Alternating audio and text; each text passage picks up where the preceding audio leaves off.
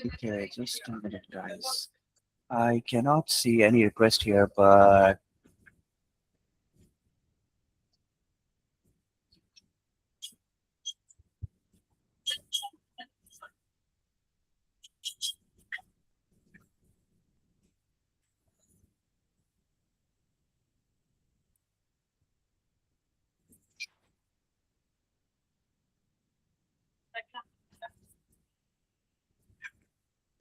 okay. So um,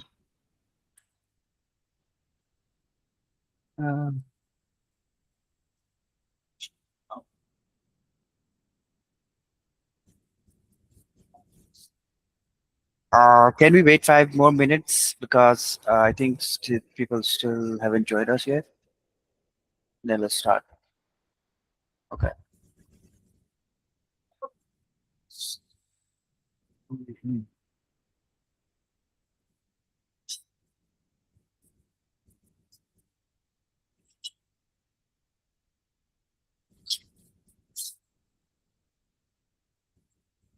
It's already 6:13, so 2 more minutes and then we'll start. Yeah.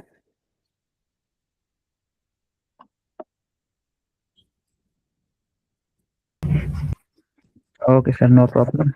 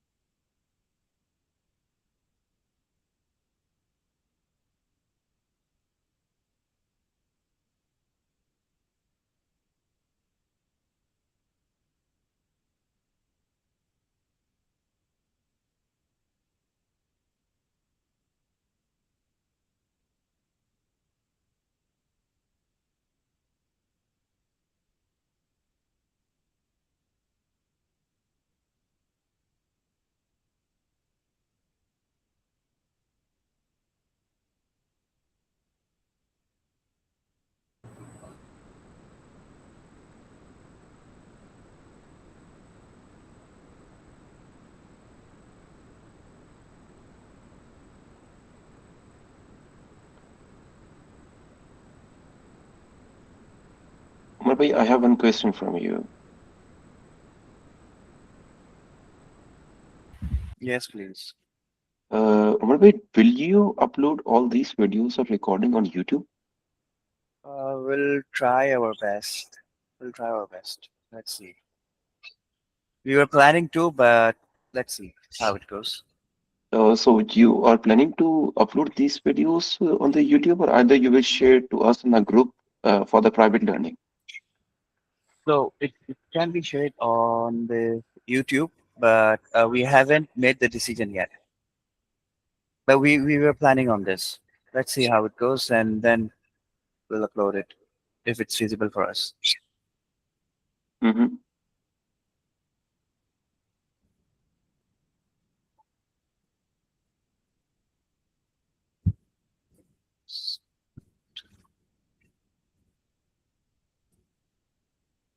Okay. I think we should start.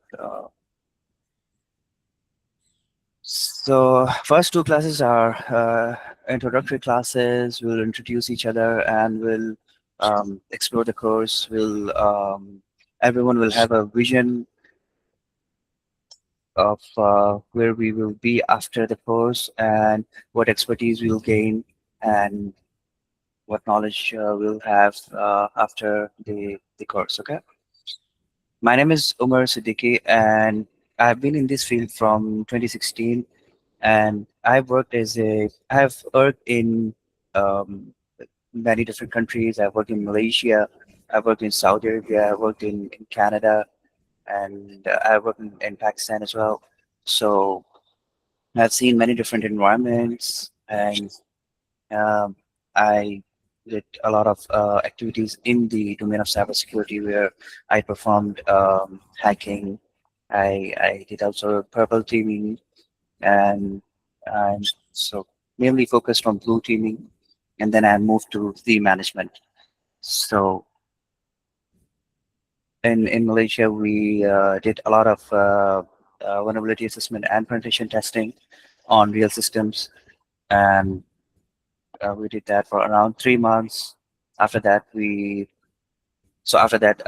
I moved back to Saudi, and I did marketing for main technical certifications such as EC Council, CH Practical, CEH, and from CompTIA Security Plus, and CISSP as well from Beta Academy.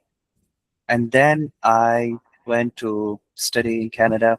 After like 9 months there, I worked as a security analyst in one of the companies called Tailwind. After that, I worked as a security. I've started at System Limited as security associate, and then I moved to consultant and then assistant manager in the security operations center. So I have investigated more than, you can say, more than, like, I don't have the count, but more than 1,000 alerts throughout the years, or the previous years. I have created digital forensics labs for the actual environment where we were testing actual devices that were compromised. And also we created labs for malware analysis. Anything we receive on the network, on the email, on the system, we used to take that and put it in a system to do malware analysis. So many activities also included the rule creation on different platforms. We have created different use cases using different framework as well. So a mix of VAPT, mix of blue team, red team, and purple team. So everyone in the class can introduce themselves and tell us a little bit about them and what expertise do you guys currently have. और आप लोग जो है उर्दू में भी बात कर सकते हैं, it's not a problem. So please go ahead. We can start from Abid. Abid, Uh, please. Everyone, my name is Abid. I am done with bachelor's in chemical engineering. I work in America in Qatar, and currently I'm in Germany doing my master's in process safety and environmental engineering, and trying to add the skills in cybersecurity to link with my process safety. Okay, so Mr. Abid, and everyone ahead who's going to introduce themselves, tell me, why did you guys choose Blue Team? Why did you guys choose Blue Team Associate course? What is your vision so that I can drive you to it? Yeah, sure, why not? Because my core portal as a process safety engineers in the industrialization, so we are mostly looking for the malwares and um, the attackers that coming on the into the system. We have to save the systems in this way. So I'm learning the both blue team and red team, but currently I'm looking for the blue team so I can define it. Okay, that's great. Nice to hear you, Abid. Thank Okay, you so much. anyone else?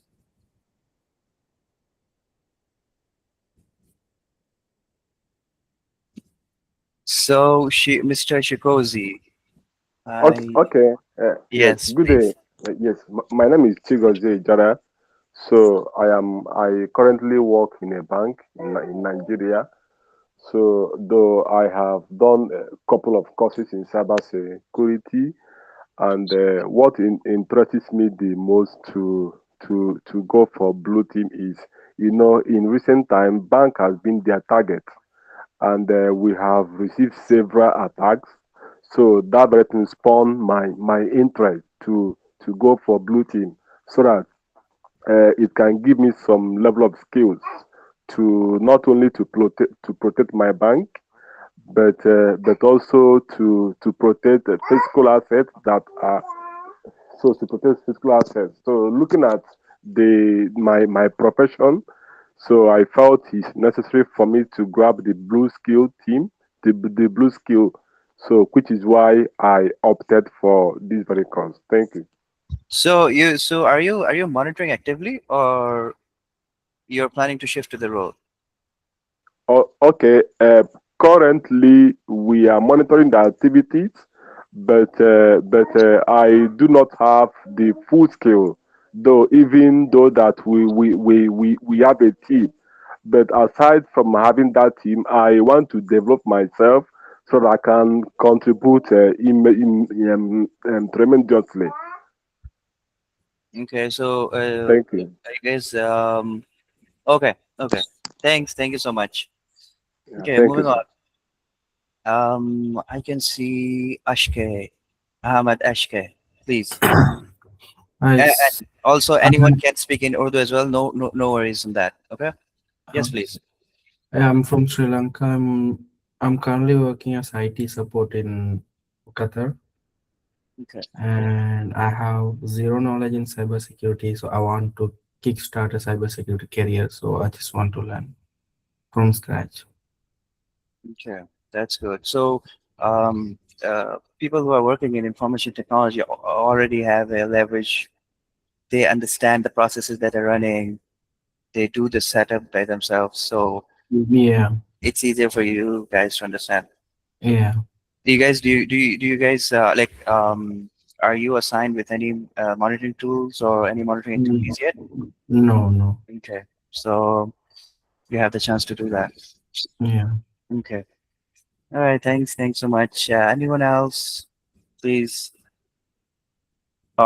Should I choose? Okay. Mr. Ali. Mr. Abdullah. Okay. He opened the mic. Please, Abdullah, go ahead. Yes, sir. My name is Muhammad Abdullah, and I am currently doing BS Cybersecurity. I'm in my first year, so I was thinking to start a course so that I can officially start my degree in and specialize in something. So I choose Blue Team to start my cybersecurity journey. Okay. So, how did you explore this? How do you come to being a blue team?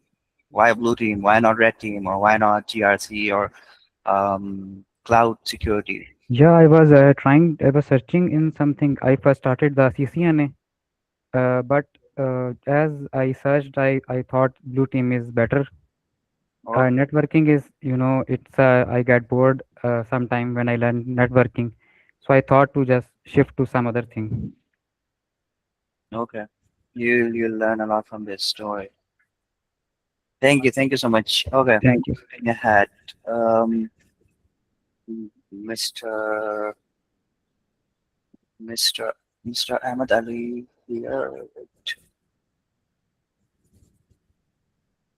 Okay, Mr. Ali Hassan, please go ahead. Assalamualaikum. My name is Ali Hassan. So I'm from Pakistan, and I'm doing my bachelor's in computer science. I'm currently in my sixth semester. So I also kind of do a part-time job. It's also sort of an IT role. It's kind of a dispatch and support in telco. So I wanted to explore this, the pen testing stuff, and this also blue teaming also.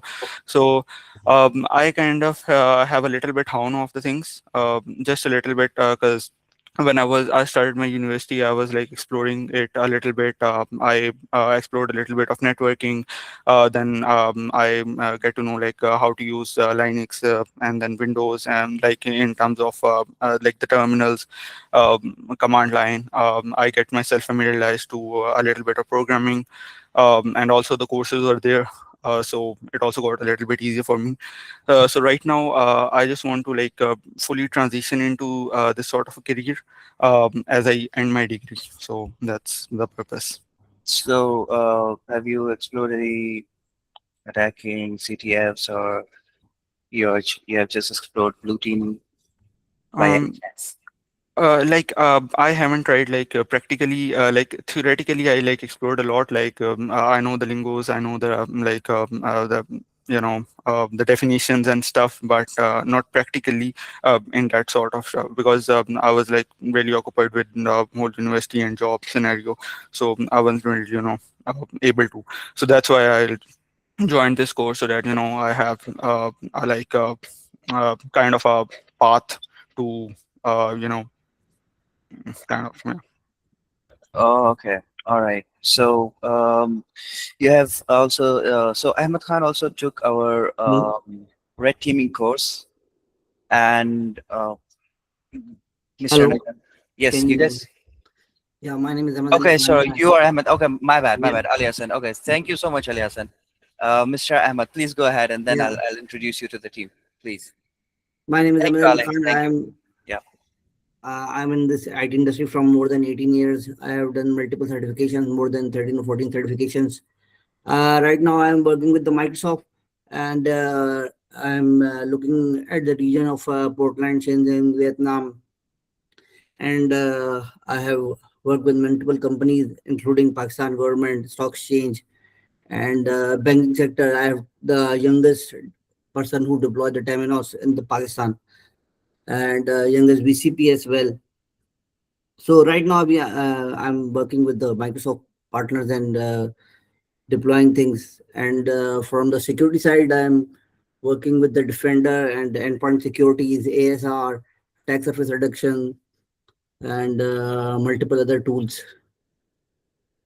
I've Okay. deployed many scripts, and right now my client score and Defender, the Microsoft Secure score is like 59, Oh, that's good. 59 So point like 359.8.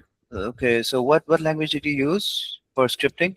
PowerShell, mostly PowerShell. Okay, so haven't you worked with Python? When Uh, yeah, but I'm not comfortable with the Python. okay, because PowerShell is more comfortable with me. Like it's easy to troubleshoot. yeah, you're right. So most of the people who start with the language, if they start with Python, they find it very easy. Yeah. Other languages is a bit hard. I'm talking about the syntax. Syntax. Yeah, every programming language is same, just the syntax is different. So good to hear from you. And so Mr. Ahmed took with us a red teaming course as well, Yeah. and Mr. Najmul Saqib was Yeah. our instructor for that Yeah. course. Yeah. Yeah. So okay, that's good. What number one advantage for those who already know how red team works, it's easier for them to understand the blue team tasks. Okay. Okay, so I have received a message. Okay, just I'll read your message last. So, Miss Anusha, please go ahead.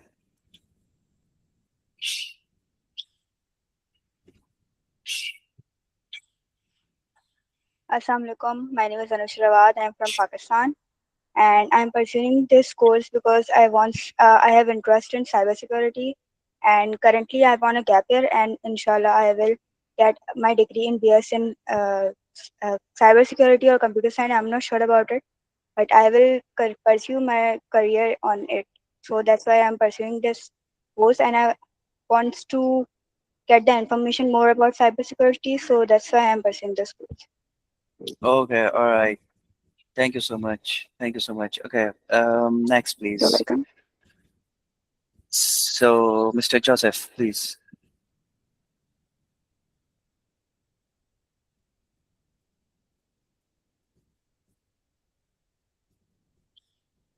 Hello, Mr. Joseph, yes, please go hello, ahead. sir. So my name is Athanasius Gladysik. Currently based in Ghana here.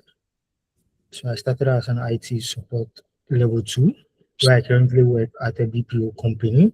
Currently, so my journey in cybersecurity started not long ago.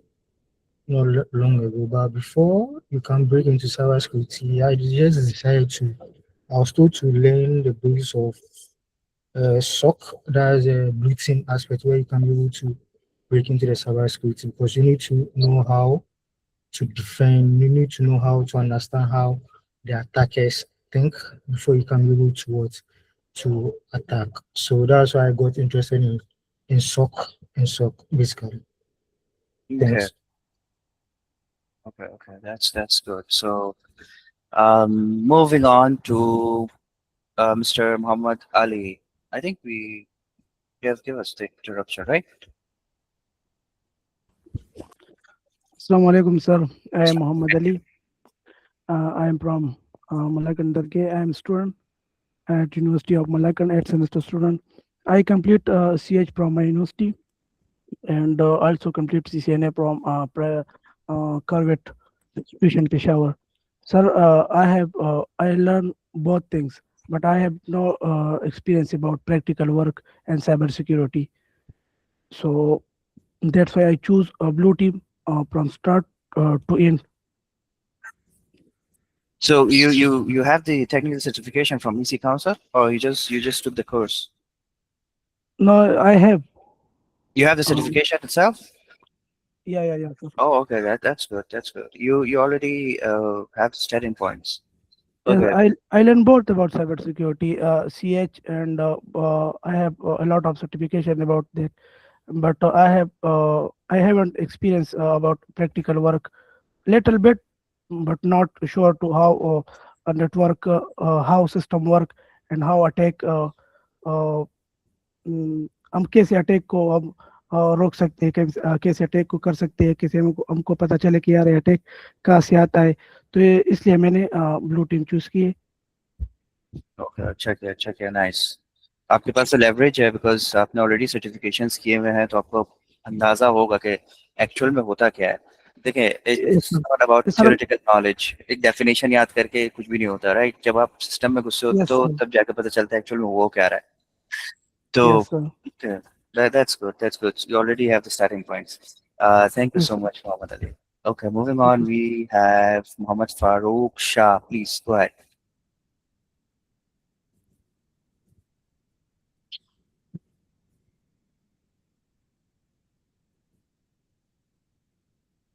You're on mute, Muhammad Farooq, please. Okay, I think he's not here. Rising Star, please. Ayaz नाम है मेरा। मैं एक government organisation में job करता हूँ as a IT and information systems auditor.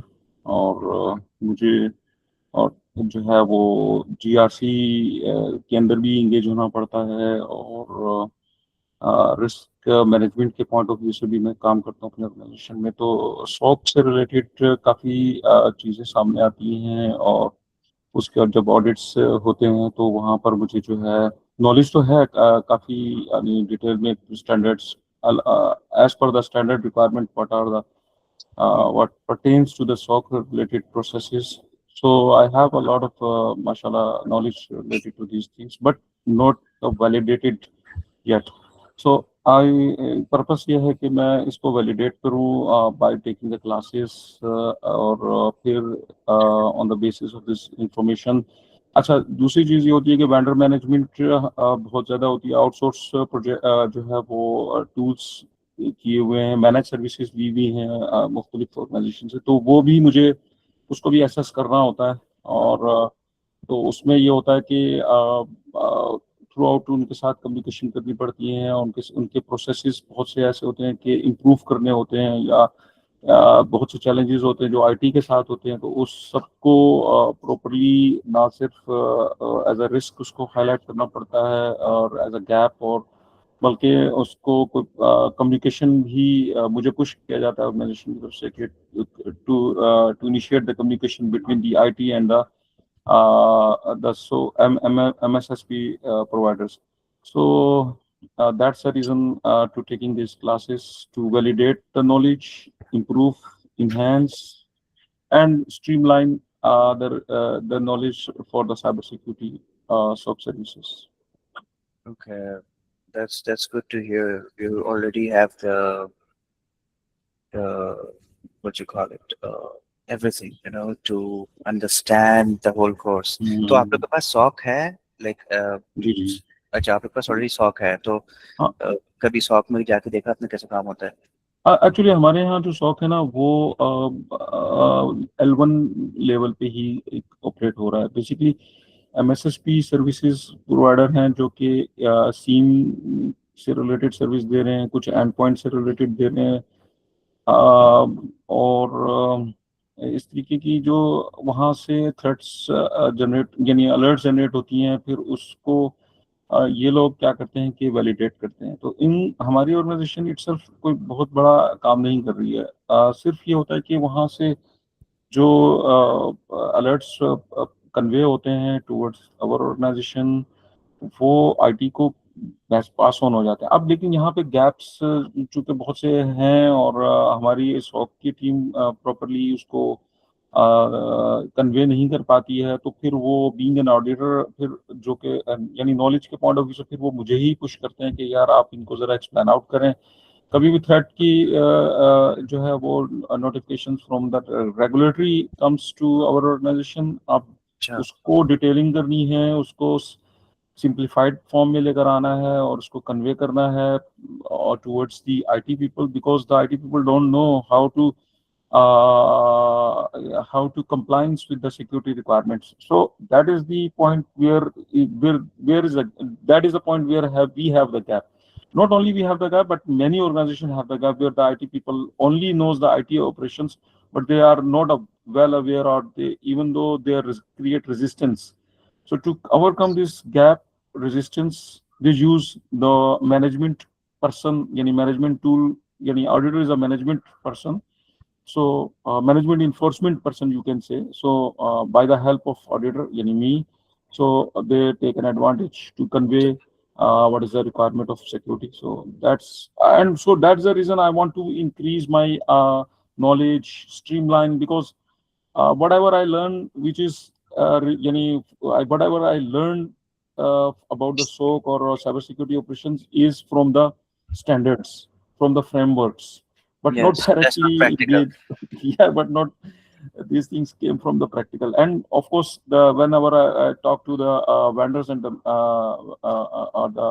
cybersecurity people, so this is the things where I have been learned, and I want to validate all of this information by taking your classes. And of course, this is my first step towards the enhance my knowledge and experience and learning. Because avoiding होगा फायदा आपको इंशाल्लाह, don't worry about that. और मुझे भी अपने role में somehow auditing करनी पड़ती थी, एंड जो ऑब्जर्वेशंस आती हैं उसके ऊपर हमें काम करके देना होता था। तो ये तो बहुत बड़ा गैप है आप लोग के पास, that you guys do not have L2 and L3, because L1 they are just looking at the incident and they are deciding if it's true positive or false positive. Then the second decision maker has to be there, which is L2, and then the third one will do the actual investigation. तो आप लोग के पास ये दोनों element missing है, तो it happens यहाँ पर फिर ऑडिटर को ही समझना पड़ेगा कि कैसे हर प्रोसेस काम करता है, एंड देन ऑब्जर्वेशन को क्लोज करना भी जरूरी है, वरना अगर कंप्लाई नहीं करेंगे तो फाइन वगैरह भी पड़ सकता है। एग्जैक्टली बिल्कुल, इसमें बहुत सी ऐसी चीजें होती हैं जिस तरह जो कि प्रोसेस ऑनर्स जो हैं, जो कि सॉक ऑपरेशंस को देख रहे हैं या सॉक ऑपरेशंस को यानी as a L1 intermediately MSSP between the MSSP and the IT from our side they are managing, but क्योंकि वहाँ पे एनालिसिस बहुत ज़्यादा चाहिए रिक्वायर्ड होती है, विदाउट एनालिसिस वो चीज़ें यानी मिटिगेट नहीं हो पाती हैं, वो थ्रेट जो हाईलाइट किया गया वो properly.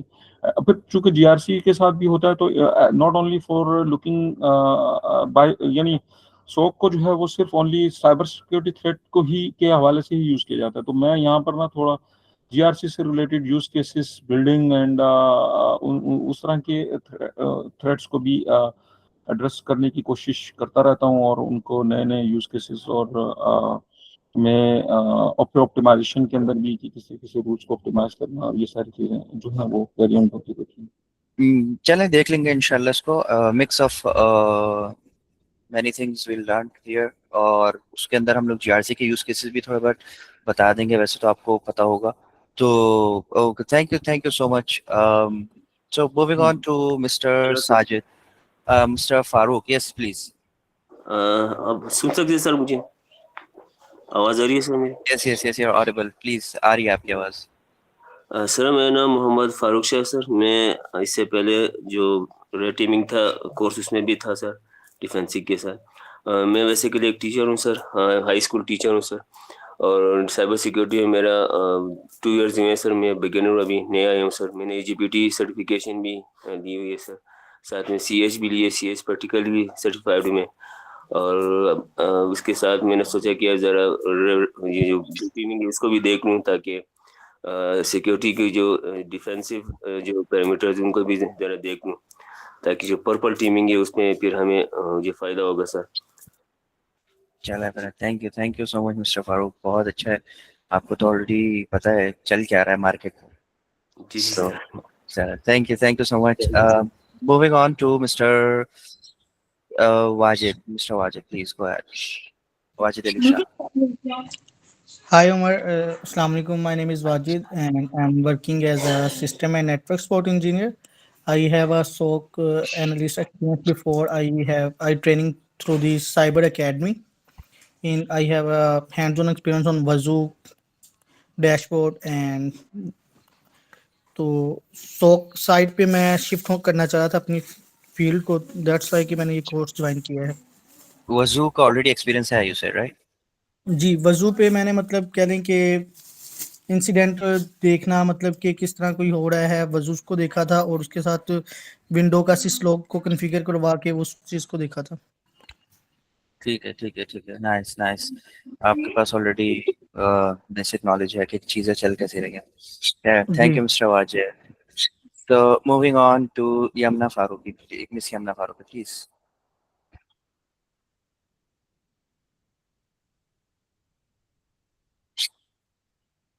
You're on mute, Miss Yamna, yes।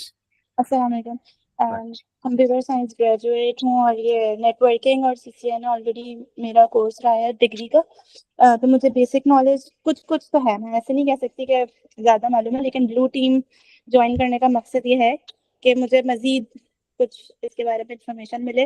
वैसे मैं मीन स्टैक डेवलपर हूँ, एंगुलर मतलब मेरा कह लें आप बिल्कुल ही इसके अपोजिट एक फील्ड है, लेकिन मुझे अच्छा खासा इंटरेस्ट रहा है नेटवर्किंग में, तो मुझे इसीलिए मजीद इसके बारे में पढ़ना है, तभी मैंने आपको ज्वाइन किया। तो आपके पास ऑलरेडी रेड टीमिंग का एक्सपीरियंस है? नहीं, मेरे पास blue team red team experience नहीं है। अच्छा, बिल्कुल अपोजिट का मतलब। मीन स्टैक मैंने आपको बताया था, मीन स्टैक का एक्सपीरियंस मतलब ठीक है। एकदम अपोजिट, एंगुलर और हाँ, जावास्क्रिप्ट। you're right। जी, के अंदर आपके पास थोड़ी बहुत स्क्रिप्टिंग में काम आ जाएगा, उससे आप इंशाल्लाह। स्क्रिप्टिंग की नॉलेज आप यूज कर सकती हैं यहाँ पर। जी, Okay, so thank you so much, Miss Yamna। And moving on to Mr. Zariyab Haidar, please। Hello, Assalamu alaikum. Am I audible? Yes, you're audible।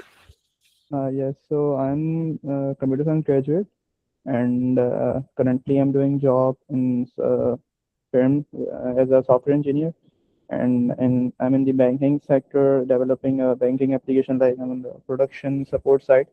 So basically, I want to continue my masters in cybersecurity from European or Gulf countries. So that's why to get a basic understanding of how things work, so I can basically I want to just transition my career to the cybersecurity side. Uh, so yeah, that's my Okay, summary. so you already have bachelor's? Yeah, already a bachelor's, and been doing development for the past 2 to 3 years. So alongside my job, I'm trying to build up some of my side skills in this networking and cybersecurity stuff. I have done some networking courses also, trying to build some foundations. And yes, I'm just new to this journey. Okay, that's good. That's good. You'll find opportunities. You'll have the basic knowledge and what's happening already in the industry as well. Yeah, and in the Gulf and abroad countries, I've the thing that I have researched is that there are more jobs and career opportunities in this type of domains, like networking, security, and the GRC, auditing, and that also stuff. I've also researched some of this stuff for the GRC, like ISO 27001, and but the at the end of the day, that what thing that most matters is that you should build a technical foundation first before moving towards like auditing and that side. But I have also interest in that GRC stuff. Okay, so GRC is the most relaxed job in the cybersecurity, where you do the management's work mostly. You do not have to do the technical work.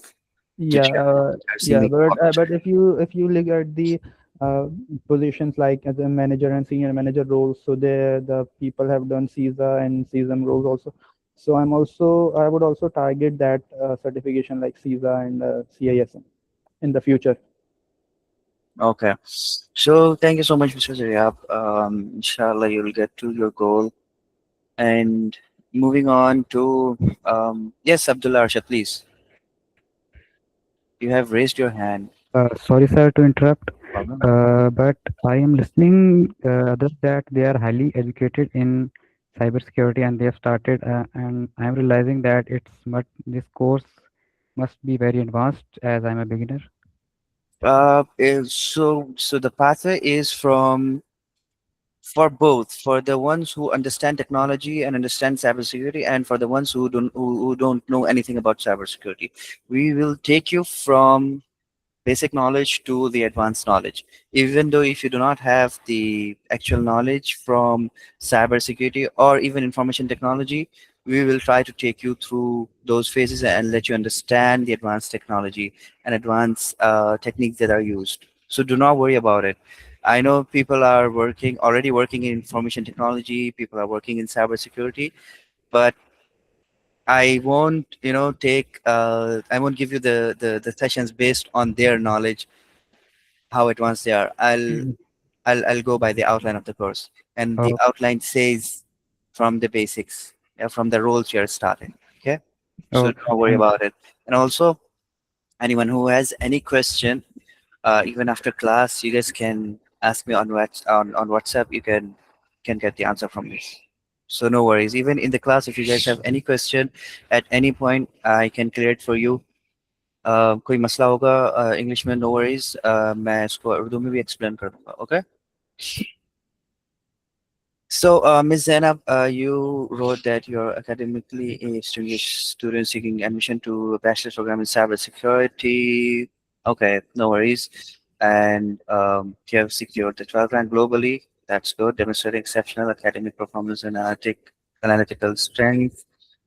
You have strong scientific background and proven record of excellence. You are strategically transitioning into cybersecurity where critical thinking, precision, problem solving are essential. That's good. That's good. You will learn a lot and you'll know what happens in the cybersecurity. So cybersecurity is the bigger domain, yeah. And in cybersecurity, we have blue teaming, red teaming, purple teaming. We have GRC. We have incident response, threat and intel. So thanks, Ms. Zainab. Now we're moving to Sania. Sania, okay, from Pakistan. I've done my BSc from Punjab University. Okay, you are a student of a virtual university. That's good. And you are to be you want to be an certified ethical hacker. That's why I joined this course. So that's a right team. Mr. Ahmed also wrote. That's a right team. All right. So um, this is a blue team, but during the course you'll understand that I'll give you a bit of red teaming techniques, and I'll try to give you both sides when we are investigating alerts of how this attack was created, how this attack was planned from the adversary, and what made the attack to be as an alert in our environment. Okay, I think इसके बाद we'll try to uh, take the you'll try to provide basic knowledge of blue teaming, what happens in the blue team. Let's take a break of 10 minutes, if that's fine, and I'll come back. Okay, everyone? 10 minutes, I'll come back.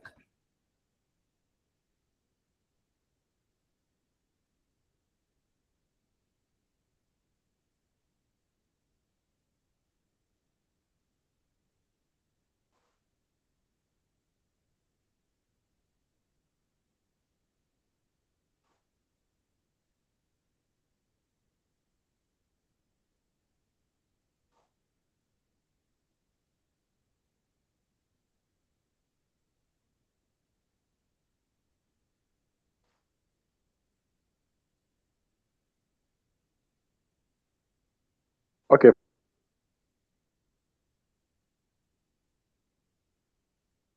fine.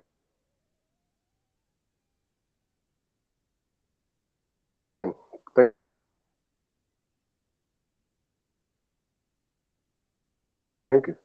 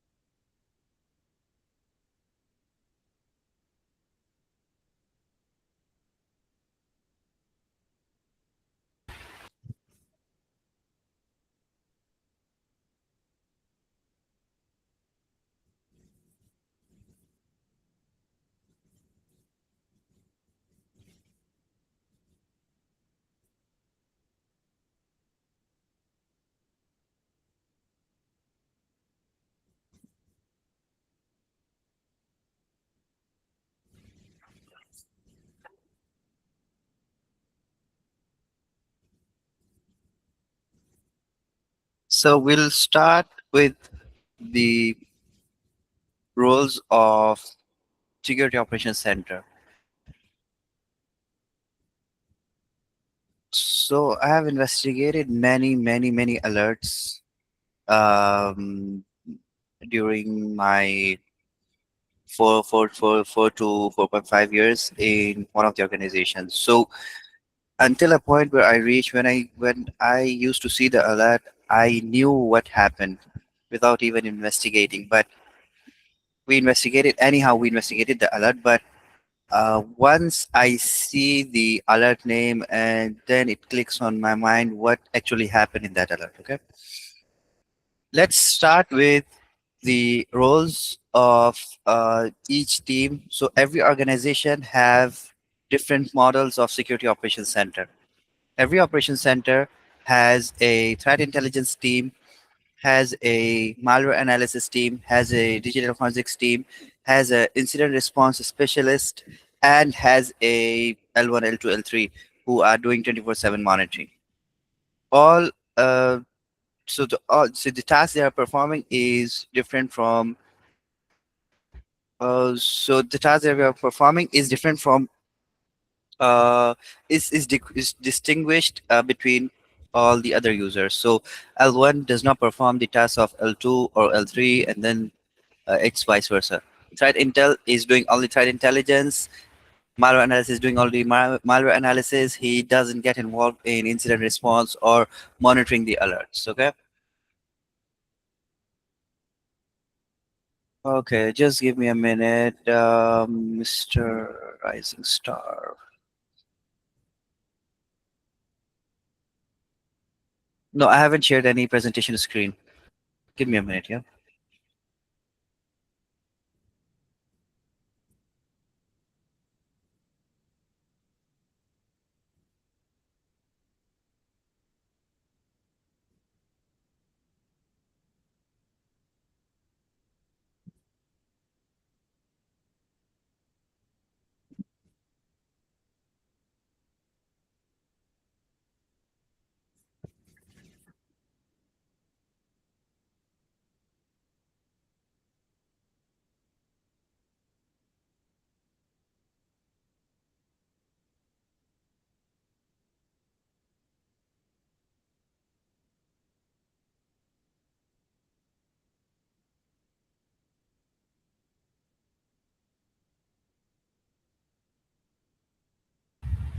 Okay, so the slides are not yet available in this session. Let me just paste what we'll discuss here in the messages, and I'll go one by one through it.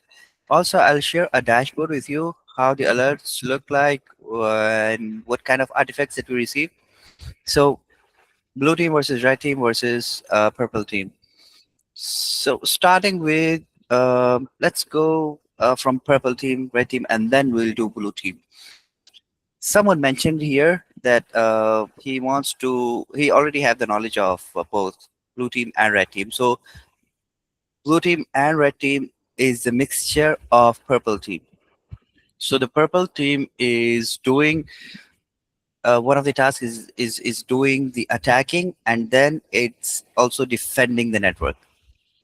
That's what purple team. So it's a mixture of blue team. Blue team does what the alerts that are created, they investigate it, and then they create report upon it. Red team, they have some servers where they compromise, and then they check if that's it, that if then they check the vulnerabilities, they check the weaknesses, and then they inform it to the management so that they can do the remediation. So anyone who does both of the work, so now companies already have the purple teaming, so anyone who does both of the works is called a purple team professional or a purple team member. The red team, as you already guys know, that red team is always attacking. They have the knowledge of different systems, different operating systems. They have the knowledge of different ports. They have the knowledge of different services. So me, before even getting into blue team, uh, the number one passion for me is getting into cybersecurity was hacking. I got into cybersecurity because of only hacking. So I have many write-ups on the active machines of Hack the Box, and I I play Hack the Box a lot. And season 10, I've already did many machines. So I did not, leave my passion. But Blue Team was given to me by chance from my professor, and he insisted me to get into it. So uh, once I started doing blue teaming, I started looking at the alerts a lot. The passion came also on that. So red team is always you're attacking, you're doing penetration testing, you're doing vulnerability assessment of different machines, you're doing vulnerability assessment of different services that are so there are two teams, one who do the internal work and the other one who do it for the clients. If the software company is, or if a cybersecurity company is uh, offering red teaming services like penetration testing, vulnerability assessment, there are professionals who are doing red teaming. The blue team is defending the environment. The number one purpose for you is to defend the environment. So in blue team, we have someone who's doing threat intel is also doing blue team, because in threat intelligence we are looking for a specific indicator of compromise to make sure that it does not exist on other systems. So it's part of a defensive activity. Someone who's doing malware analysis is also doing a defensive technique where he is trying to um, see how the process works and see what behavior of that process and what kind of activities that it can do to the system. Okay, so whenever I talk to my students about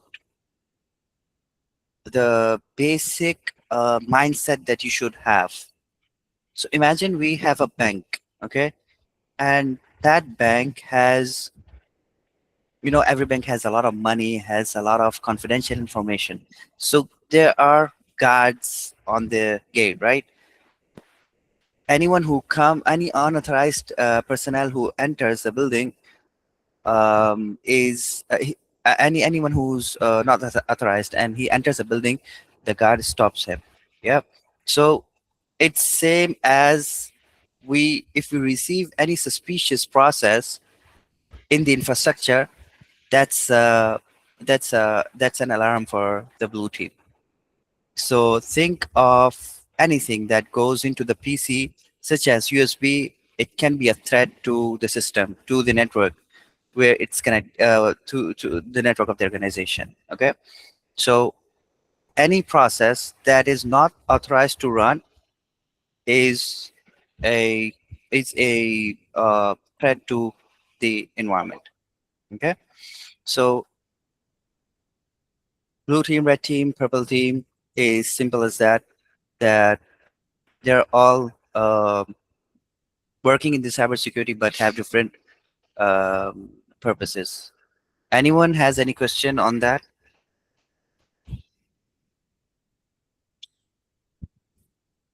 Okay, so moving on. The SOC purpose and organizational structure. So every SOC is different. There are organizations where SOC is outsourced. You will only be informed of the compromise or of the event, and then later on you will receive an RCA, the root cause analysis report. There are organizations where L1 is there, someone who just see the alert and tell the management, the higher management, or L2 or the client who they are outsourced it, if that's true positive or false positive. There are different models of this as well. We have tier 2, tier 3 in one organization where the whole team is employee of that same company who are defending the network. And there are some companies where we have three different companies in three different countries, and every country has their own SOC. Okay, so that's called global SOC or GSOC. And the organization, so every organization has different purpose. So some organization has a software services, and some organization they don't. Some organizations are offering hardware or selling something. So every organization has different role, and according to it they provide SOC, or they deploy the security operations center according to the need. Also, there are some factories. So there are a lot of you guys also know there are a lot of companies in Pakistan where they do not really bother to implement cybersecurity at all. And the reason is because any owner who spend money, they see a profit in it. But cybersecurity is not a profit. You are trying to save money from adversaries who compromise your network. So that's the job of a CISM. Okay, so every organization is different, and the security operations center is also equipped with different technologies and with different tools according to the need of the organization. Now we have, so SOC has why it's called security operations center. Why is it really called security operations center? Anyone, please. I don't want this to be a boring session. Okay, Let's just interact okay, with each other so we can understand. okay, Yes, please. okay. So let me make an input. So why is being called a SOC operations center? To my understanding, I'm seeing it as a unit where security personnel converge. Inside there, we have some blue team people are in there, and red team people are in there. So I'm seeing it as a unit that comprises of various security personnel. Thank you. Yes, true. That's correct. That's correct. Thank you so much. So, security operations center is in many organizations. It's a it's a very secretive place. You cannot see what's happening inside because there is very sensitive processes going on inside that center.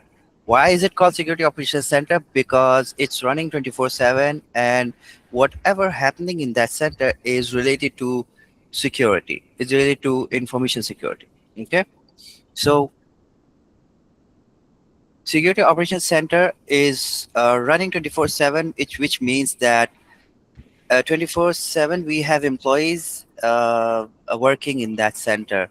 We have employees who are watching the network. We have employees who are continuously trying to do incident response. Okay, so SOC tier 1, or let's say L1, is the one who just decides if that alert has to be forwarded to L2 to further check if that's a true positive or a false positive.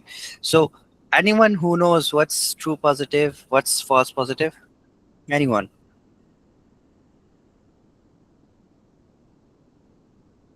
What's true positive?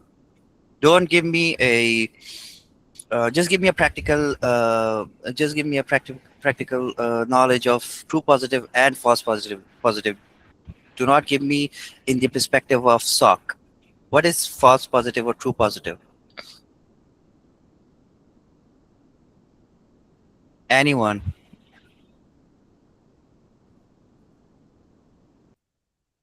Can I answer? Like in general, I think so. The system detect any threat and is actually a rare threat.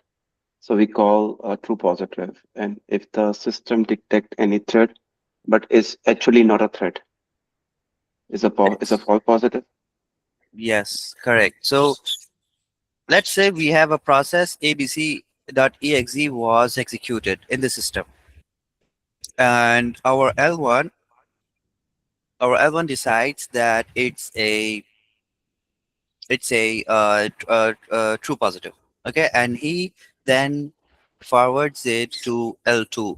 Now L2 checks the artifacts of the alert, and he decides not to pursue it further because it's false positive. Means that the process abc.exe was, or the process explorer.exe was executed, is authorized to be executed, and the parent process was not malicious. Okay, that's how you differentiate between false positive and true positive. You have to look for all the other artifacts. So it's not just about the it's not just about the one indicator of attack. It has to be about different indicators of attack. There are many indicators of attack, such as the domain that is connecting to, the IP that is connected to, and the username that is being executed. So one incident has many indicators. If the process is running, we have to check what kind of username that is running the process. If there is a login failure, we have to check from where that login failure is coming. There are many famous also event IDs where you can search through the event security event center of Windows. 4625 is for login failure. 4624 is for um, login successful, and then 4732, 47330 is for adding, is the user has been added to local group, and then in the category of 473, the local group, in the user was added in the global group.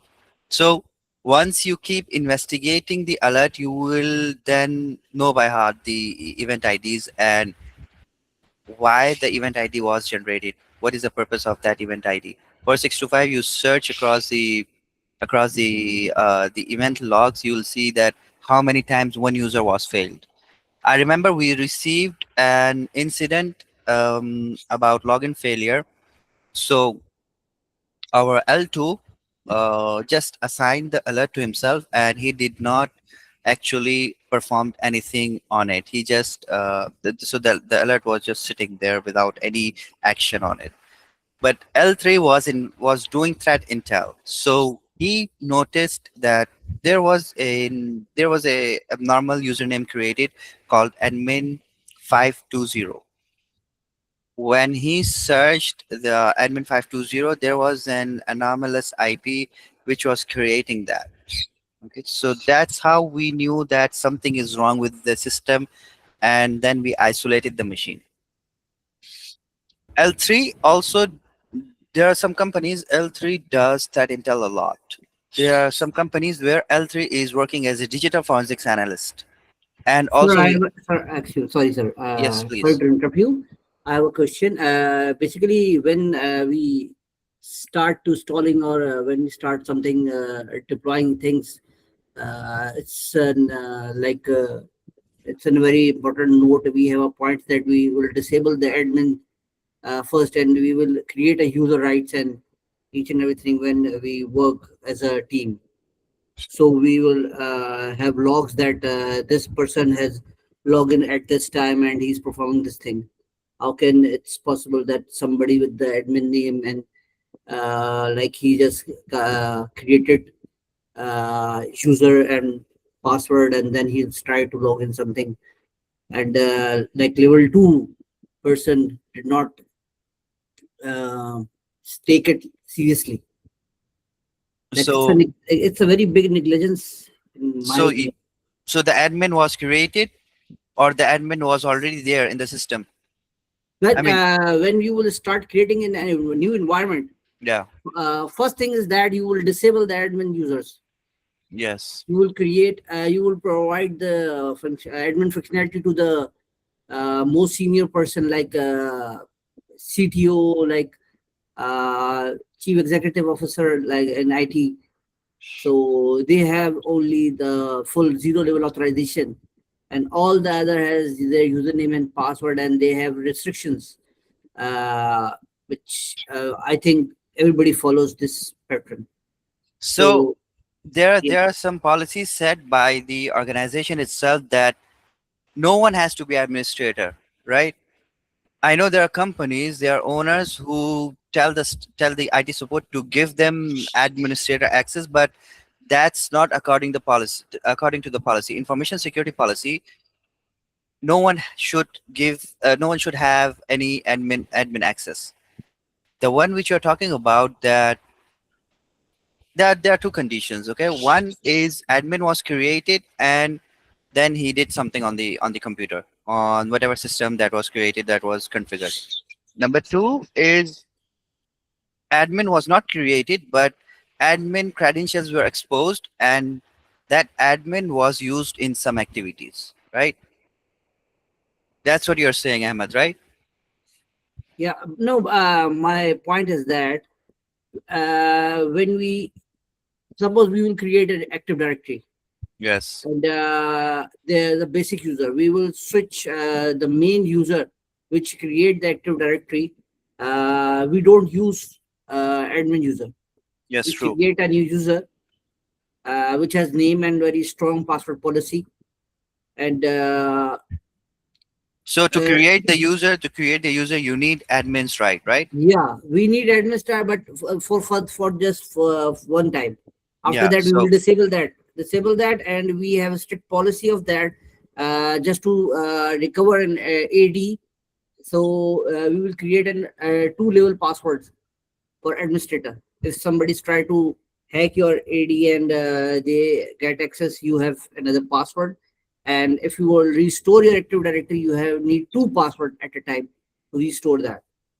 So I'm just want to know that if level 2, because if they say, if you will say that level 1 user will do this mistake, I will say okay, it's like level 1 is a very basic knowledge of security. Level 2 is like they have security, they have certifications, and yeah. if they do this kind of thing, that this means they securities lab, because Yes, true. admin means somebody's trying to hack you. Yes, true. So So you're talking about that incident that I mentioned earlier, right? yeah, yeah. So the negligence happened from our L2, and whenever that happens in security operations center, where L2 for any reason couldn't do the investigation, he then punished according to the HR policies, or he then given notice to according to HR policies. It's a very strict policy. So him not responding to such alert was a very big mistake into the environment, because that user already created different users and then he was able to access different systems. Yeah, that's You're my right point. about yeah, L2 should L2 already have the knowledge to decide if that's malicious or not. So we were working as L1. So as L1, the SOC was very, very, very new in that organization. So we were given the title of L1, but we used to do the work of L3 as well. When L2 came into the organization, he was a little bit fresh in the blue team. So one of the reasons he could not decide if that's false positive or true positive. So then we came and we investigated the alert, and then we found out that the instance was compromised. Okay. Okay. So the user already so in AD we have different groups. We have local group, we have global group, where if global admin group and local admin group, if the user is if the user uh, if the user has to have privileged access, then he is added in the global group or added in the local group. You can search about it, what is local admin group and what is global admin group. Okay. So moving forward with L2 and L3, I think we have, okay, no, we haven't discussed that. So L2 decides, yes, we have discussed L2 and L3 roles, right? Okay, L3 roles. So L3 does many things in the security operations center, and he is the one who is responsible. If L2 fails to detect something, then L3 is responsible to answer to the management. Why? Sir, there is a senior guy who is waiting in the lobby. Kindly accept his. I do not have. I cannot see the request here. Let me wait just a minute.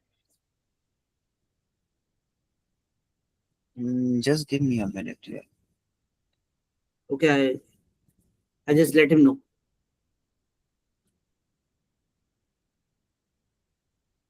Okay, someone is waiting in the lobby. I do not see request. Mr. Abid in the beginning of session told me to approve the request, but I cannot see the request.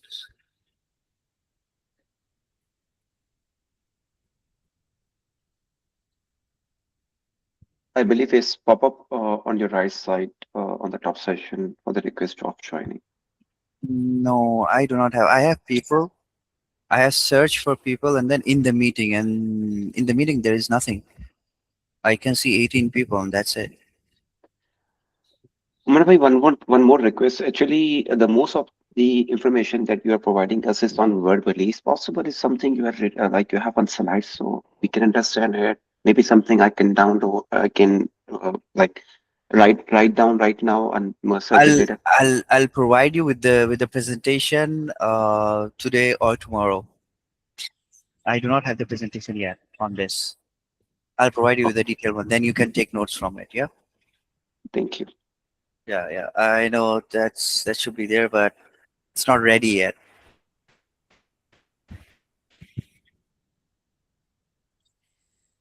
Okay, how Sir, will we he's let this guy in? still waiting in the Yes, yes, lobby. I know. Give me a minute. Just give me a minute, guys. Let me. Take your time. Take it.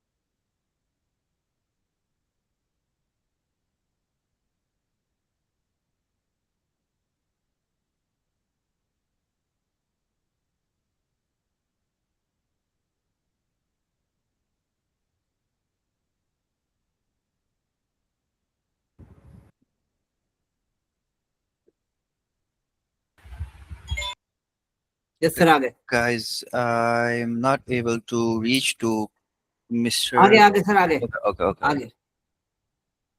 But I still have 18 count. Do you see the Gulik ball? Yeah. Assalam. Walaikum assalam. So 18 people right I now. think someone has left. Yeah, someone has left. Okay.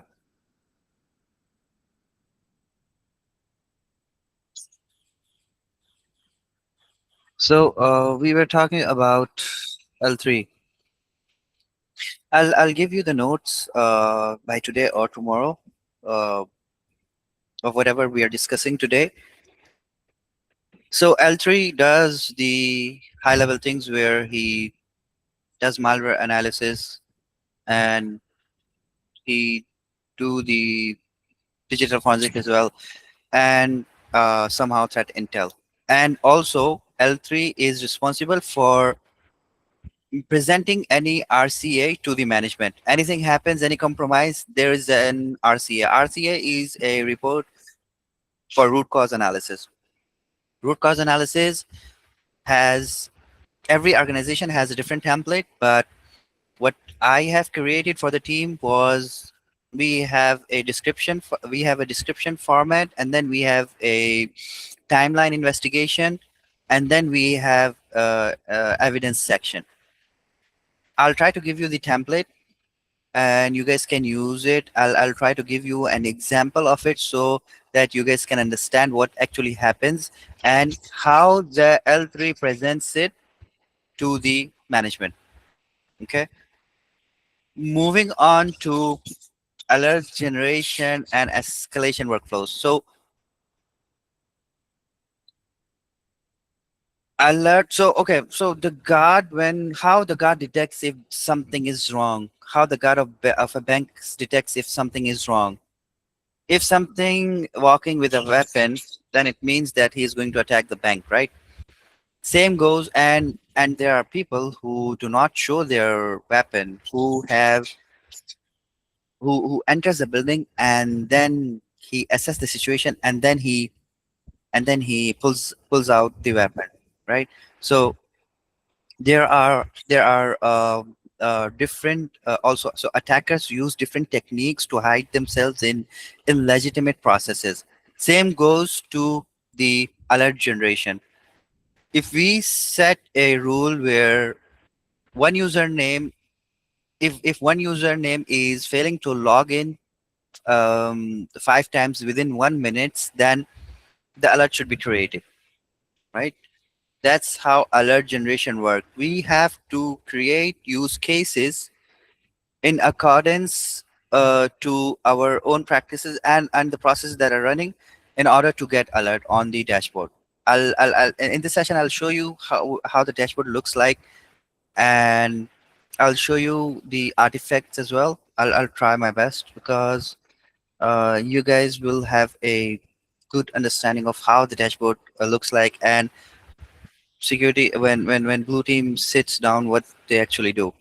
Now the escalation workflows depend on the organization. So let's say the incident is now, so we receive an incident on the dashboard. L1 is doing the investigation and he said, okay, this is true positive, and then he take it to L2, and then L2 do his a little bit of investigation where he take the destination IP, where he check the source IP, where he check the processes that were created during this activity. And then he checks the username that were used and check if there is any registry that were changed. He checks if there is any tasks that were created. Okay, and then he goes to L3. Now L3 already okay, so L3 now he used those artifacts and search in the system if the compromise actually happened. Let's say that we have given an example of admin was created, right? So he take that specific user admin 520 on different tools to search and check if that admin 520 is still exists on other systems or not. So that's how it goes for all the other IOCs as well, all the other indicator of compromise. Okay, so indicator of compromise is when the compromise has already happened. This is what indicator of compromise. An indicator of compromise then used in the RCA and during this investigation to check if the attacker is still in the system or not. Indicator of attack is when the attack is happening. So when, like 4 years ago when I was giving an interview, so they asked about indicators of attack and indicators of compromise. So in the in the interview they asked such questions. You should have the knowledge of what is indicator of compromise and what is indicator of attack. It's simple as that. If the attack is happening and not compromised yet, that is indicator of attack. An indicator of attack is, it can be domain names, it can be IPs, it can be usernames, it can be processes. Same goes to the indicator of compromise. The only difference is when it's already compromised, then when the attacker is already in the system, then it's called compromise. So escalation metrics depend on the organization, meaning that if after L3 there is a SOC manager. SOC manager manages all three roles. He understands how SOC works, and also there are some organizations where managers are not there. L3 is acting as a SOC manager, and he's the one who's responsible to answer to the management. But in big organizations where they have global SOC, they have a SOC manager. SOC manager then reports to the management, and then it goes to the chief level, and then it goes to the owner or the chairman. That's how the escalation flow works. So L1, L2, L3, and then from L3 we have different people who search for that artifacts, and then it goes to RCA, or if it's false positive, then the case is closed. L1 is also responsible for creating tickets.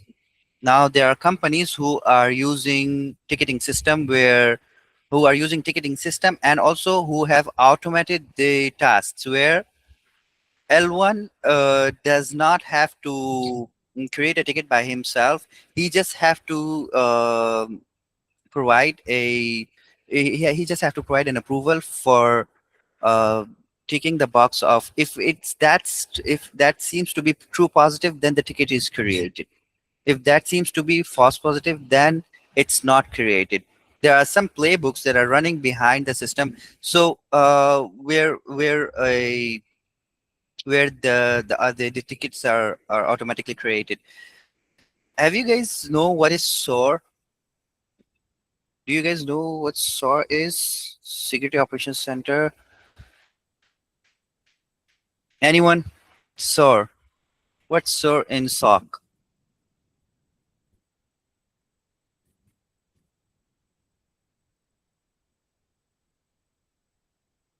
No one knows?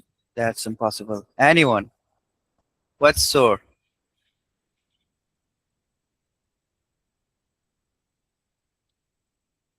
No one?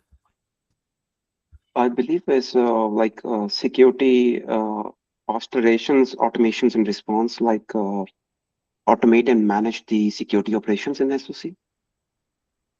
Okay, correct. So yeah. So automation is still at very basic level to be managed fully by automation. But sorry, yeah. So Automation and orchestration. sorry, come again. Yes. Automation and orchestration mean And this, all tools and all things are work together in order Yes. to. So how does the automation works? I work on some sort corporate level, so I have some idea. One of them are Microsoft Sentinel, other are corporate local, so I don't disclose their names. Yeah, yeah. Do not disclose any names, man. Yeah. Yeah, do not what are you doing? Microsoft Sentinel is my favorite, one of my Okay, favorite so Microsoft Sentinel. are you trying to sell the information of the company? There are buyers here if you want.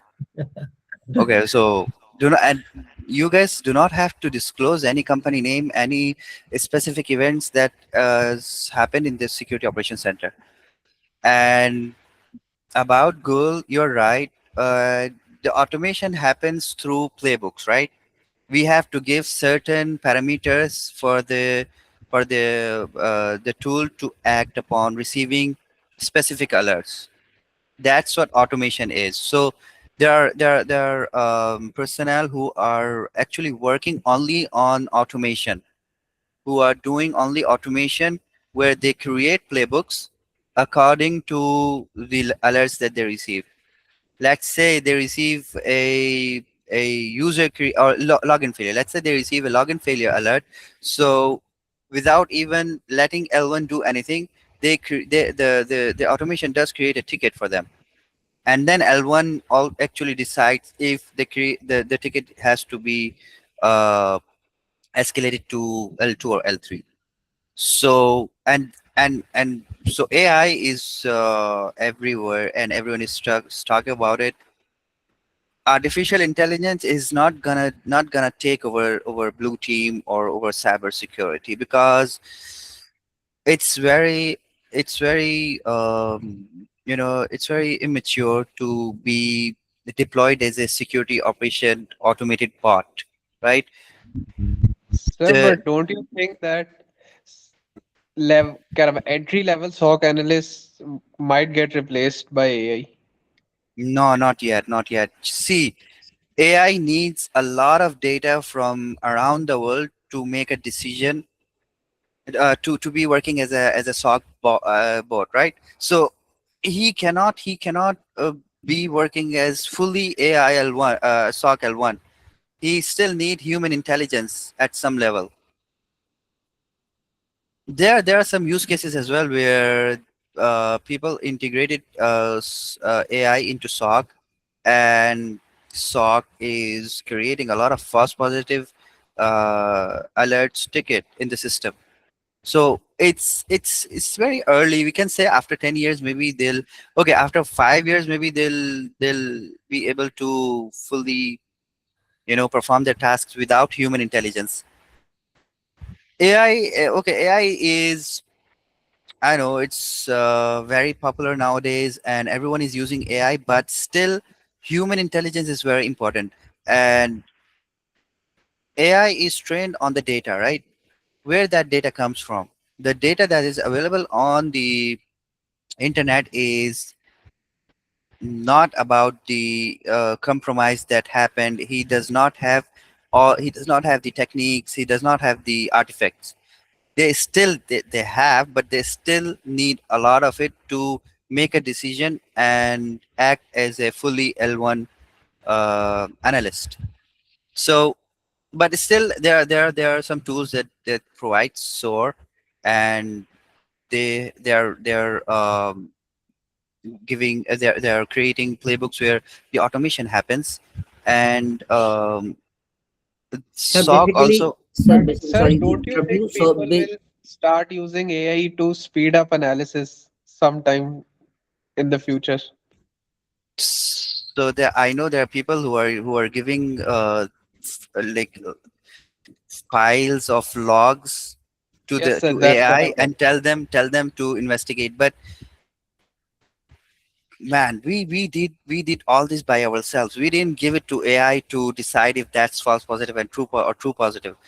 And as you know, someone who's creating policy for sharing data to AI is still not advised, and it's still not best practices.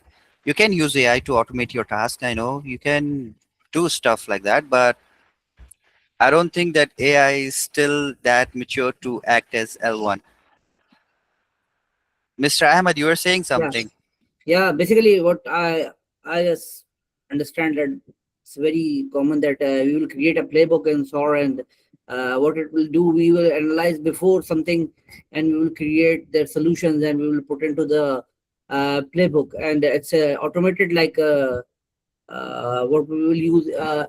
Either we will use AI or not. It's like we have analyzed the threats, and we will create a playbook, and it will work functional automatically. So on level 1 or maybe level 2, the playbook Yeah. works very fine. Yeah. I want to add something. Yeah, Basically, just a minute, Gold. Just a minute. So if we are integrating or if you're integrating AI, so now the tools use AI for SOAR. There are companies who provide actually a AI solution who is acting as a digital forensic investigation analyst, and who, he does the work where he give them the artifacts, and then the human intelligence decide, and the human decide if that has to go, that is qualified for an incident. Yes, Mr. Gul, you are saying something, please. Okay, just a minute here. I think Chikosi, please go ahead. You raise your Oh, hand. yeah, yes. My own is I have some questions to ask. So I don't know if now is the right time to ask. Should I wait maybe at the end of the session? So which route would I should I ask now or wait till when the session is over, sir? Are you talking about SOAR, or is it a? Yes. My question is Please, centered please, on please, the please go yes, ahead. it's centered on what you okay, sir. Okay, so one is I heard you talked about IOCs indicators of compromise. So I want to ask, is there any difference between indicators of compromise and artifacts? Artifacts actually are indicator of compromise. Artifacts are a broader information of the attack. Artifacts are where the attack happened. What is the system? What is the operating system that happened? Is it a server or an endpoint? What kind of data that was exposed? If there were any credentials.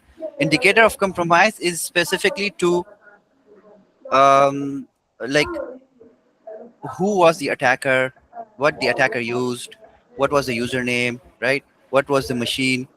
You understand what I'm saying? Yes, yes, So yes. it's the broader information of of the attack itself. Okay, so which means you are saying that both of them are the same thing, right? Both of them are very similar to each other. Yeah. Okay, okay, sir. So the second one I want to ask you, I heard you talked about level one tier, right? So I want to ask which platform, right? Which software platform do level one tier use, or does they use the same platform, level one and two and three, sir? So if you are talking about different platforms, so L1 is given different platforms to monitor. They'll be provided with a monitoring the network where they receive if there's any node is down. The L1 receives an alert, and then L1 has to escalate it to the management or to the network team. Also, L1 is provided with endpoint security tool. It can be XDR from Palo Alto. It can be CrowdStrike, Falcon. It can be any other endpoint tool. And also, it is given the SIEM solution like Splunk or Curadar or Wazoo. So so the L1 is equipped with many different tools, and he is responsible to um, monitor whatever is happening in the tool on whatever solution it's there in the organization. Okay, okay, okay, sir. So the last one I have is what is the goal of this training in terms of SOC tiers? Are we being trained to at the end of this session to work as a tier one, two, or three? What's specifically the goal of the section, sir? So I'll try to. So the goal of this of the whole course is to promote you as L3. I'll give you knowledge of L2 and L3. I'll try my best to make you L3 and between L2 L3. I'll try my best, but my target is to make you L3 at least. I'll give you all the information that you need to investigate one alert, to do the right thing when you receive a compromised machine. And I'll try my best, man. Don't worry about it. The aim is L3. Okay, sir. Thanks. That's Okay. all I have. Thank you, sir. Okay. Thank you. Yes, Mr. Gul, please. Basically, I want to introduce myself. I'm Mohammad Gul Please Iqbal, go and ahead. I am basically a malware analyst professionally, and I have little knowledge about digital forensic. So I want to add something in context of SOAR. So my suggestion is basically I recently use MCP server for malware analysis, reverse engineering, and all other tasks like CTFs, etc. So I found this very useful. This will reduce our time and our efforts. We just need to communicate through a prompt, and we put our uh, requirements in the form of prompt, and all tools and plugins are integrating like IDA MCP plugin for IDA. So we integrate, and also we add some tools like open API, open GPT Open वगैरह source. yeah, Okay. AI tools, APIs. to integrate these things, and I got a lot of helpful stuff. I use some tools, automated tools like Bluetooth Assistant. This will help a lot of things, like if you got a alert from any SIM, SOR, or any device, you will investigate in a few 5 to 10 minutes with the help of these tools.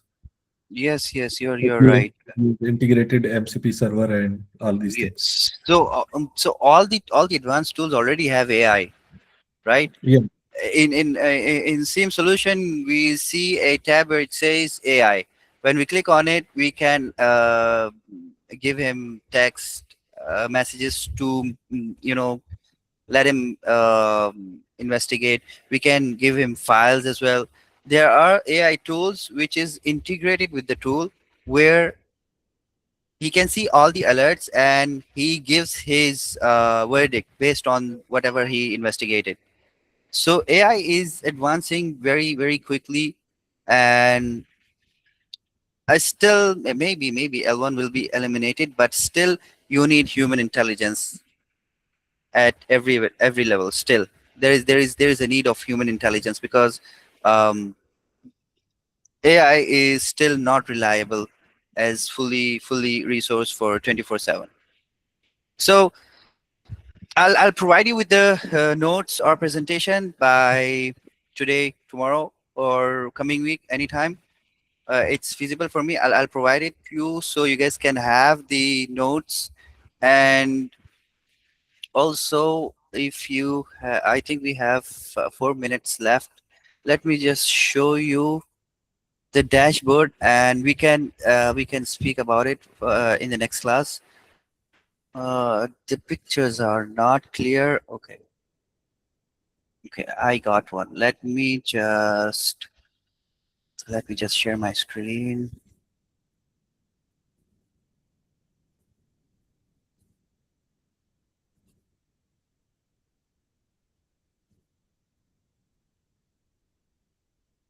Give me a second.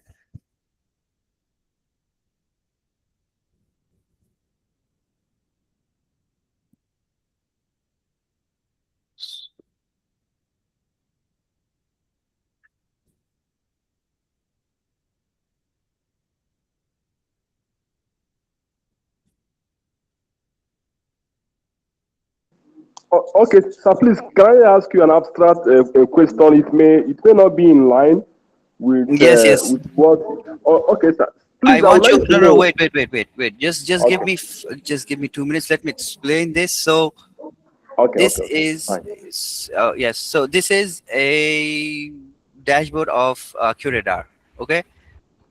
When we receive an alert, when we double click on that alert, this window comes. So this window tells us what is the alert and what is the source IP, what is the destination IP, what networks that is where this alert happened, and also if this is a process creation, then it says here offense type is process creation and severity is 8, and this is set by the one who are doing by the one who are doing by the one who are creating use cases. So this is source IP where the alert is generated from. This is destination IP where the events that where it happened. 66.220.156.2. This is where the event happened. So description is also set according to the rule itself.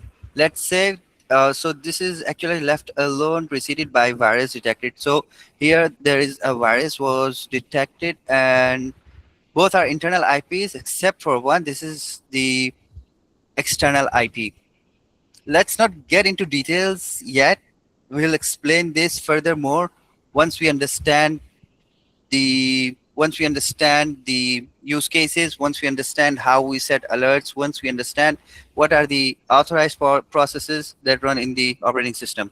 So we can also this is QRadar. There are many different SIEM tools. This is by category you can search. This is by source IP, by destination, by network, and also by rules. Okay.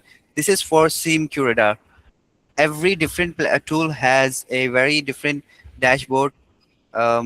So yeah, please go ahead. So anyone have any question regarding this, please ask after you, Mr. Chikozi. Please go ahead. Oh, okay, sir. So my question is, I was about asking that what SIM tools are we looking at to use? But now that you projected this very one, I guess that is part of the SIM tools we are going to use, right? So for you right now to use, you can use Wazoo. It's an open source. But Sorry, for I you didn't. to use, it's called Wazoo. Wazoo is a SIM solution which is an open source. You can download it and you can deploy it. But the problem with this is you need another machine to perform attacks so that the alerts are generated. You got my point. No, I didn't get. Are you saying that it's Wazoo that we are going to use, sir?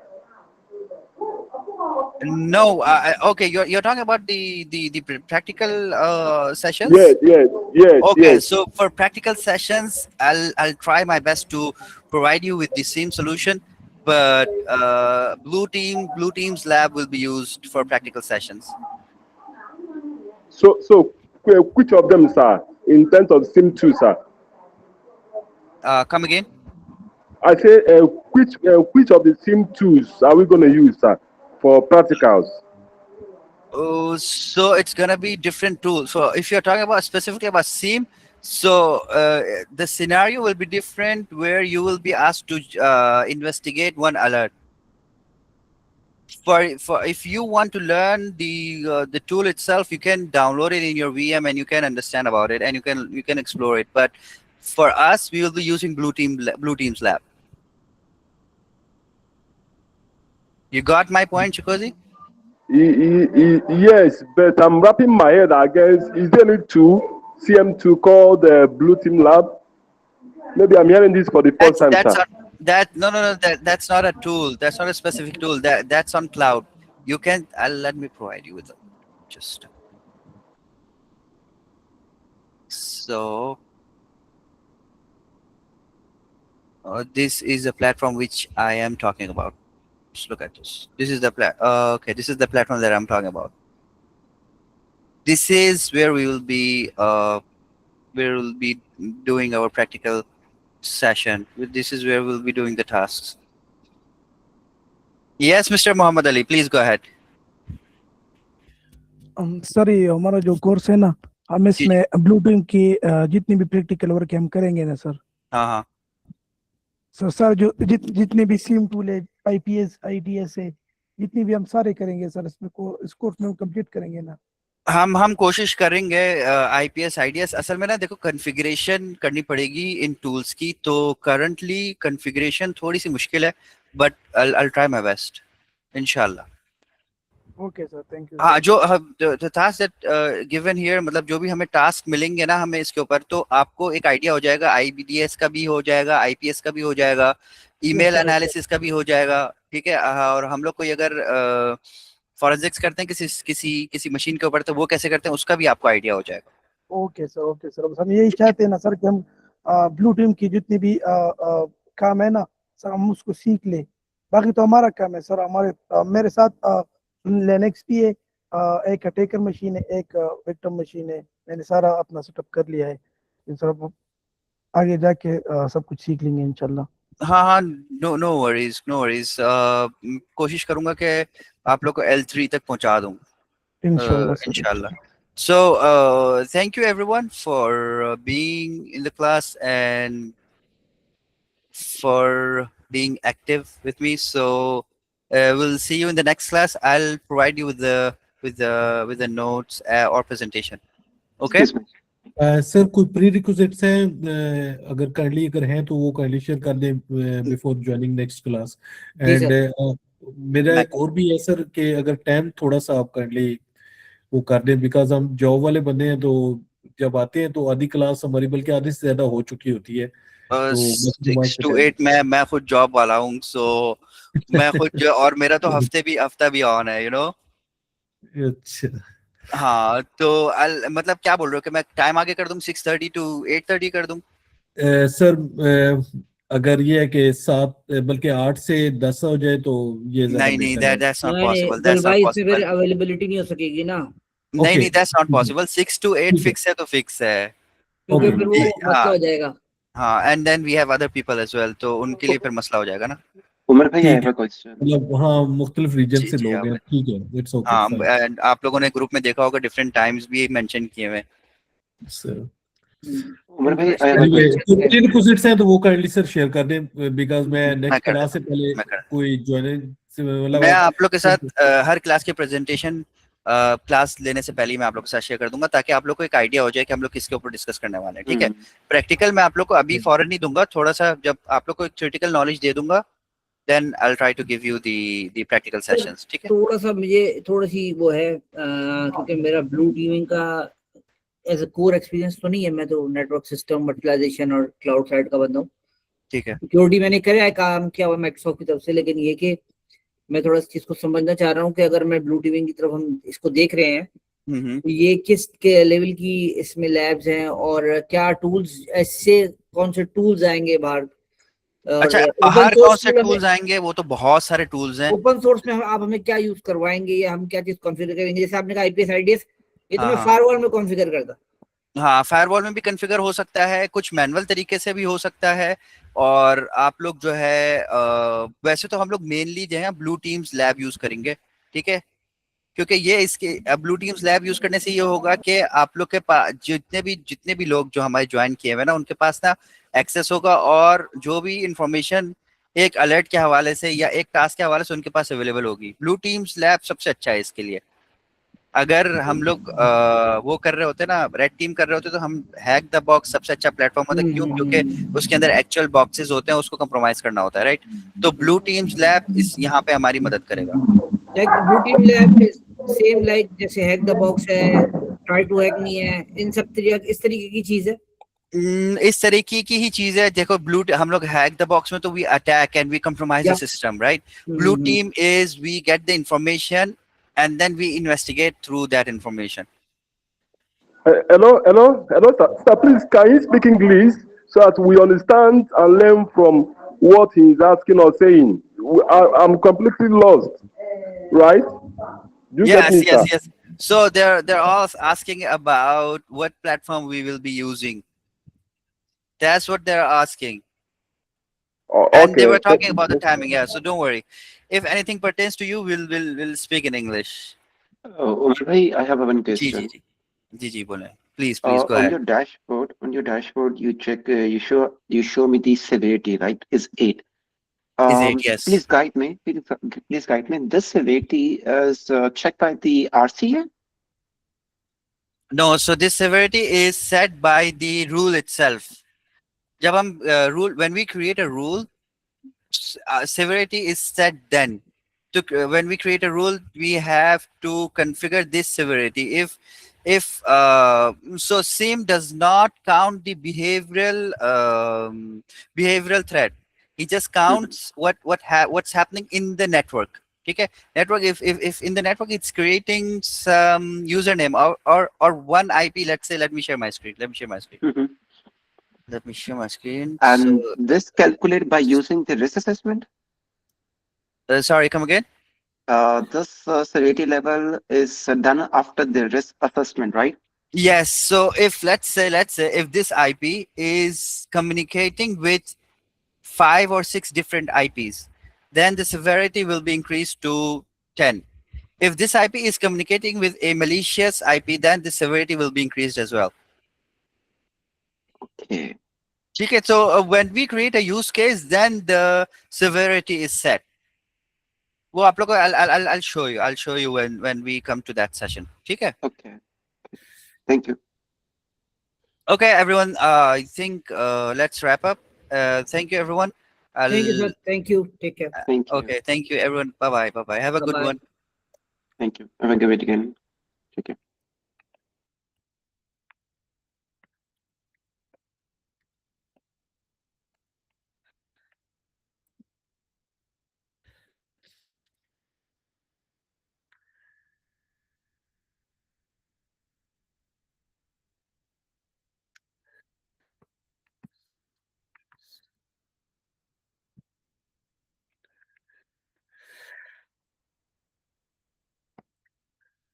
यार कुछ summary वगैरह करने का आज मतलब किस topic पे class थी?